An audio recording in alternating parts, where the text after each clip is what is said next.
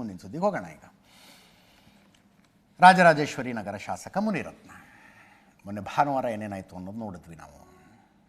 ಅವರ ಕ್ಷೇತ್ರದಲ್ಲಿ JP park ಅಂತ ಒಂದು ಪಾರ್ಕ್ ಬರುತ್ತೆ, ದೊಡ್ಡ ಪಾರ್ಕು.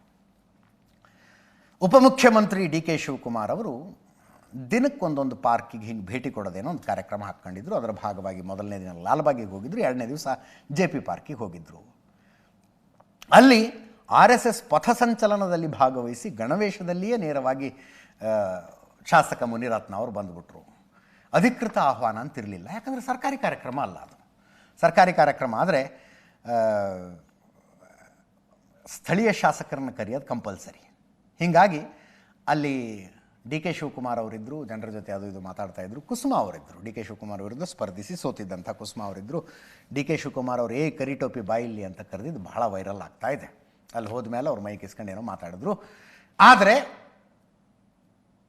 ಒಂದು ಕಾರ್ಯಕ್ರಮದಲ್ಲಿ ಮುಖ್ಯಮಂತ್ರಿಗಳ ಜೊತೆ ಅಧಿಕೃತ ಆಹ್ವಾನಿತರಾಗಿ ಮುನಿರತ್ನ ಅವರಿದ್ದರು. ಅಧಿಕೃತ ಆಹ್ವಾನಿತರಾಗಿ ಆ ಕಾರ್ಯಕ್ರಮದಲ್ಲಿ ನನಗೆ ಗನ್ಮ್ಯಾನ್ ಕೊಡಿ ಅಂತ ಮುನಿರತ್ನ ಅವರು ಕೇಳಿದ್ರು. ಗನ್ಮ್ಯಾನ್ ಇಲ್ಲದೆ ಇರೋ ಕಾರಣಕ್ಕೆ ಎಲ್ಲೂ ಓಡಾಡೋಕ್ಕಾಗ್ತಿಲ್ಲ, ನನಗೆ ಜೀವ ಭಯ ಇದೆ, ರಕ್ಷಣೆ ಕೊಡಿ ನನಗೆ ಅಂತ ಮುಖ್ಯಮಂತ್ರಿಗಳನ್ನು ಕೇಳಿಕೊಂಡ್ರು.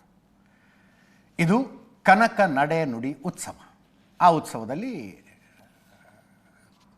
ಮುನಿರತ್ನ ಅವರು ಕೇಳ್ಕೊಂಡ್ರು. ಅದಕ್ಕೆ ಸಿದ್ದರಾಮಯ್ಯನವರು ಮೊದಲು ಭಾಳ ಚೆನ್ನಾಗಿದ್ದ, ಇವನು 2013ರಿಂದ 18 ತನಕ ಭಾಳ ಚೆನ್ನಾಗಿದ್ದ. ಅಂದರೆ 13ರಿಂದ 18 ಕಾಂಗ್ರೆಸ್ನಿಂದ ಗೆದ್ದು ಬಂದಿದ್ದು ಮುನಿರತ್ನ.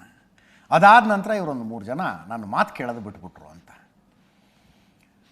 ಭೈರತಿ ಬಸವರಾಜು, ಮುನಿರತ್ನ, ST ಸೋಮಶೇಖರ್ 3 ಜನ ಬಂದ್ರಲ್ಲ, BJPಗೆ ಬಂದರು. ರಾಜೀನಾಮೆ ಕೊಟ್ಟು ಸರ್ಕಾರ ಬೀಳುವುದಕ್ಕೆ ಕಾರಣರಾದರು, ಕುಮಾರಸ್ವಾಮಿ ಅವರ ಸರ್ಕಾರ. ಮೊದಲು ಚೆನ್ನಾಗಿದ್ದ, ಆಮೇಲೆ ನಾನು ಮಾತು ಕೇಳೋದು ಬಿಟ್ಬಿಟ್ಟ ಅಂತ. ಆವಾಗ ನಡೆದ ರಾಜಕೀಯ ಚರ್ಚೆಯಲ್ಲಿ ಸಿದ್ದರಾಮಯ್ಯನವ್ರು ಮಾತು ಕೇಳ್ಕೊಂಡೇ ಹೋದರು ಅನ್ನೋದೆಲ್ಲ ಚರ್ಚೆಗೆ ಬಂದಿತ್ತು. ಆ ಒಟ್ಟಾರೆ ಇನ್ಸಿಡೆಂಟ್ ಏನಾಯಿತು ಕೇಳಿಸ್ಕೊಳ್ಳಿ. ನಾನು ಎಲ್ಲೂ ಓಡಾಡಬಾರ್ದು ಅಂತೇಳಿ ನನಗೆ ಗನ್ಮ್ಯಾನ್ಗಳನ್ನು ಕೊಟ್ಟಿಲ್ಲ. ಗನ್ಮ್ಯಾನ್ ಕೊಟ್ಟರೆ ಇವನ್ನೆಲ್ಲ ನಾವು ಓಡಾಡ್ತಾನೆ. ಗನ್ಮ್ಯಾನ್ ಕೊಟ್ಟಿಲ್ಲ ಅಂದರೆ ಮನೇಲಿರ್ತಾನೆ, ನಾವು ಅಲ್ಲಲ್ಲಿ ಮೊಟ್ಟೆಲಿ ಹೊಡಿಬೋದು, ಕಲ್ಲಲ್ಲಿ ಹೊಡಿಬೋದು, ಮಸಿ ಬಳಿಬೋದು ಅಂತ ನನ್ನನ್ನು ಮನೇಲಿ ಕುಂತ್ಕೊಂಡ್ಲಿ ಅಂತ ಮಾಡ್ತಾ ಇದ್ದಾರೆ. ಗನ್ಮ್ಯಾನ್ ಕೊಟ್ಟು ನನಗೆ ಓಡಾಡೋದಕ್ಕೆ ಅವಕಾಶ ಮಾಡಿಕೊಡೋಣ. ಇದು ಪ್ರಜಾಪ್ರಭುತ್ವ ದೇಶ. ಒಂದು ಶಾಸಕನ ಹಕ್ಕನ್ನು ಕಸ್ಕೊಳ್ಳೋದು ಬೇಡ. ನಾನು ತಮಗೂ ಮನವಿ ಕೊಟ್ಟಿದ್ದೀನಿ, ಕೋರ್ಟ್ಗೂ ಹೋಗಿದ್ದೀನಿ, ಭಾಳಷ್ಟು ನೊಂದಿದ್ದೀನಿ. ಈ ನೊಂದಂಥ ಒಬ್ಬ ಶಾಸಕನಿಗೆ ಸಹಾಯ ಮಾಡ್ತೀರಿ ಅಂತ ನಾನು ಭಾವಿಸ್ತೀನಿ.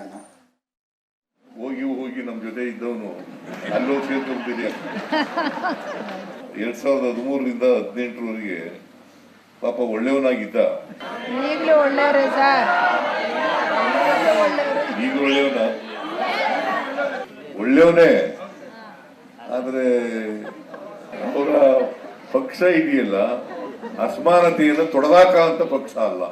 2013ರಿಂದ 18ರವರೆಗೆ ನಾನು ಹೇಳ್ದಾಗೆಲ್ಲ ಕೇಳ್ತಿದ್ದೆ. ನಾನು ಸಹಾಯ ಮಾಡಿದ್ದೆ.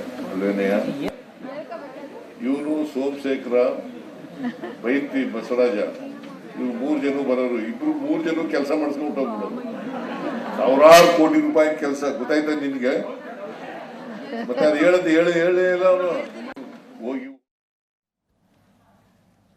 ಸಿದ್ದರಾಮಯ್ಯನವ್ರು ಹಿಂಗೆ ಎಕ್ಸ್ಟೆಂಪೋರ್ ಮಾಡೋದು ಮಾತಾಡೋದು ಭಾಳ ಚೆನ್ನಾಗಿರುತ್ತೆ. ಅಂದರೆ ಆ ಕ್ಷಣಕ್ಕೆ ಅಲ್ಲಿನ ಘಟನೆಗೆ ಸಂದರ್ಭಕ್ಕೆ ಏನೋ ಮಾತಾಡ್ತಾರಲ್ಲ, ಭಾಳ ಚೆನ್ನಾಗಿರುತ್ತೆ ಅದು. ಅವರಿಗೆ ಆ ಥರದ ಸೆನ್ಸ್ ಆಫ್ ಹ್ಯೂಮರ್ ಭಾಳ, ಇಟ್ಸ್ ಗುಡ್.